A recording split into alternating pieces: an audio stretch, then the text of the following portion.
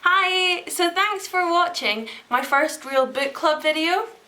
You might remember that a few weeks ago I said I was going to start a book club because I love reading and I'm reading so much because I'm here in France doing my internship. So I set the first book as Girls of Riyadh by an author I'm not going to embarrass myself and her because I can't pronounce her name correctly, but if you want to laugh at my previous attempt or check out the first video where I introduced the idea, then I shall pop it somewhere around here. So it was actually quite a...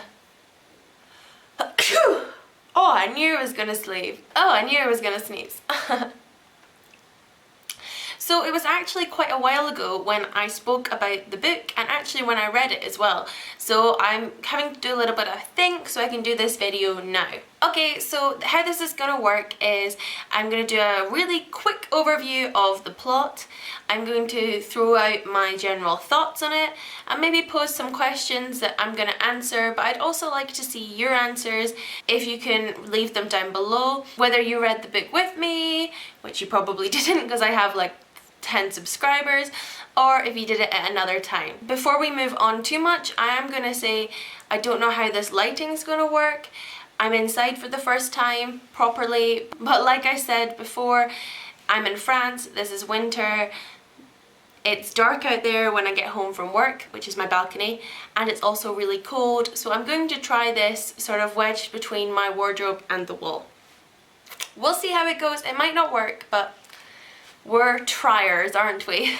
So Girls of Riyadh was a very controversial book because it takes a look at Saudi society in quite a different way. It's a sort of coming of age novel for the several different female characters in it, but they're not the conventional good little Muslim Saudi girls that you might expect, and also what seems to be expected of the girls themselves. Each of the girls have different stories to tell, they have different pasts, and they also have different attitudes in relation to relationships and sex and marriage, and also how Saudi culture seems to interact with the West and even within the Middle East.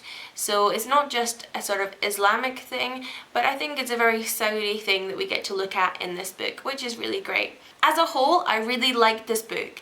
It was a really easy book to read. It's very much written as a chick flick, or chick lit, I guess. It is easy to read, it is quick to read it, and it's very digestible, which I think is a really important thing in itself. Is this wasn't an academic piece about the role of women in Saudi culture, and it wasn't anything too hard going. Because of this format, you are given instantly a sort of slice of normalcy, if that's a word, that as a reader in the West I can relate to, because it's something almost expected, yet unexpected as to my expectations of what reading a book about Saudi women might actually be like. So what did you think? I know in the academic world, I know that this book was very controversial for how frank it was, but it's also been acclaimed as a kind of international and global story and novel because it's something that's being so translated, so well read, and it's so accessible, which I think is important. Although, as I said in my previous video, I think I've heard it described as the sort of Islamic 50 Shades of Grey, which it most certainly isn't. It isn't explicit, you don't have graphic scenes spelled out, but you can understand how it was groundbreaking and how it addressed a sort of taboo subject, especially in relation to premarital sex, relations within the family, you know, with parents and daughters, and how Saudi is sort of viewed as a whole. So the first question I want to think about is, I'd love to hear what everyone thought of the actual format of the book. The book is written as a sort of email or newsletter that is sent out to a list of imaginary subscribers. There was just a noise there, I don't know what it was, sorry. So this is sent out to a bunch of imaginary subscribers. So as a reader, we're a subscriber to these newsletters, and the book is essentially a collection of each newsletter or an anthology of all the newsletters together. So what did you think of that? I personally am kind of undecided. The tone that was conveyed in the newsletters meant that it was very easy to read and very accessible, which I do like. And also I think that having this sort of narrator who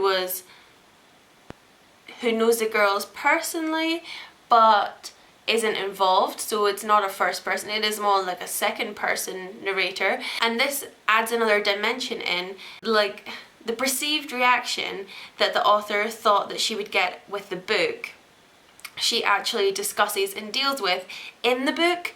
Because these are weekly newsletters, it is interactive and it's a sort of dynamic relationship between the reader of the newsletter and the author of the newsletter. So even though it's imaginary, this is also, I think, kind of predictive of the reaction of the book as a whole. So by doing this, then this allows her to address it within the book itself, which I think is really interesting and, like I said, very clever.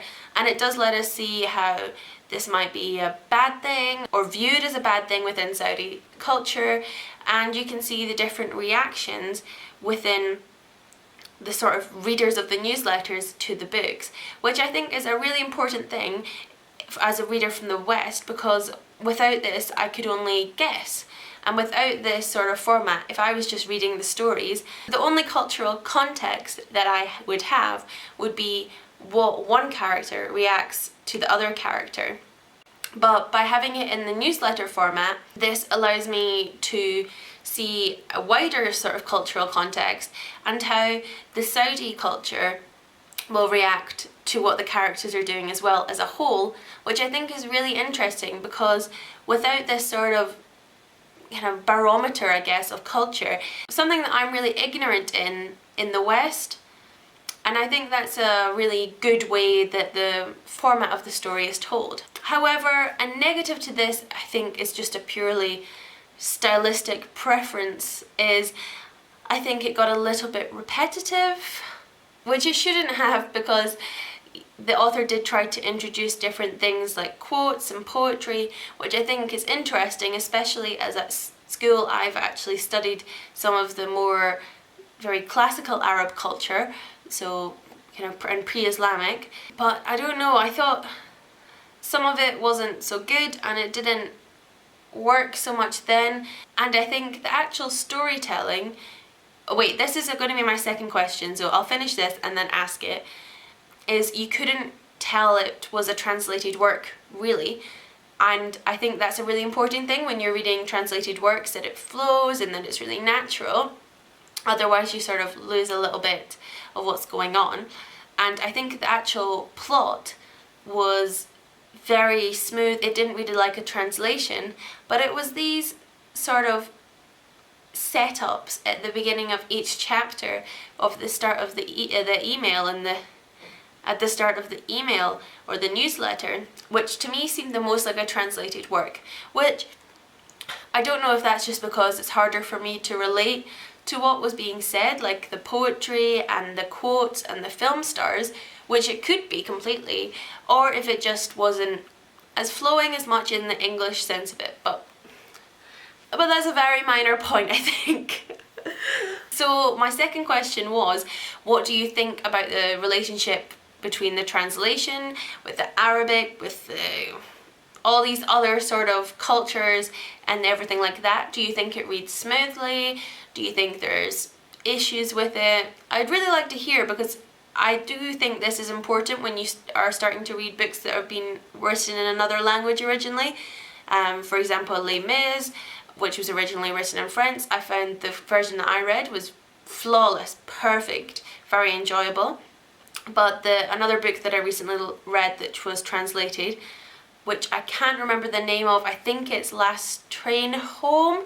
I think it's about Turkey in the World War II. I'll find it out, I'll put it in a bubble.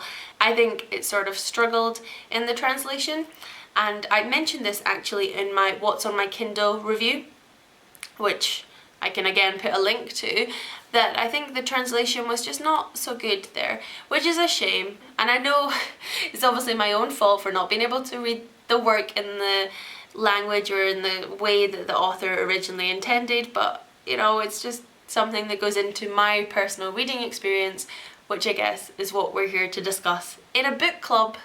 Okay, the next thing I wanted to talk about was how believable did you think that each of the girls' stories were?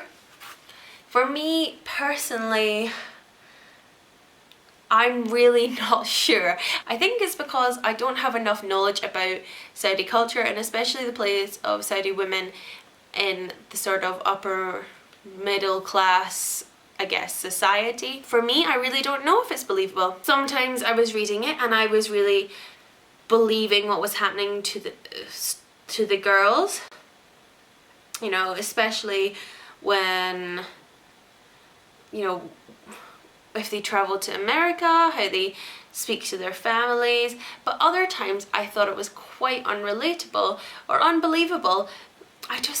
I really don't know. And I don't know if this is because I'm obviously a product of my culture and I was reading about a different culture, but I would be interested to hear about how believable you think the events were for these girls and how typical they are. That's something I'd really love to know from a Saudi 24-year-old girl. Okay, that would be too young because the books are set in the past, like the 90s, but I would really, really like to know how believable and how typical these girls' stories are. I just would. So that's all I really thought about this book.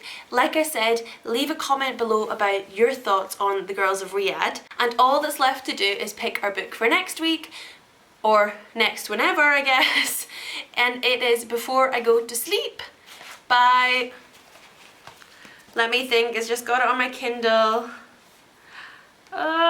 Before I Go to Sleep by S.J. Watson, which is a psychological thriller. So please join in and comment below if you're going to join in, because I really would like to get on with it and it'd be nice to hear what other people think about it. Okay? Bye!